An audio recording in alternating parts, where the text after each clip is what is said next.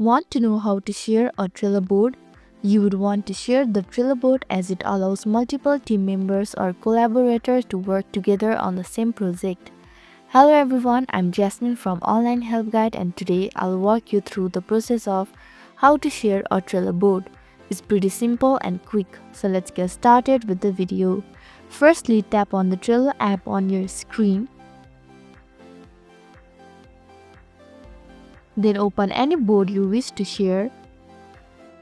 Now tap on the three dot icon at the top right corner of your screen. Likewise, tap on the share icon at the top right corner of your screen. Here you can see multiple mediums through which you can share your Trello board. Now choose according to your preferences. So this is how you can share your Trello board. Thank you for watching Online Help Guide. I hope this video was helpful. If it was, then hit the like button and comment down if you have any questions or feedback. Also, if you are new to our channel, please subscribe and hit the bell icon so that you don't miss our upcoming videos.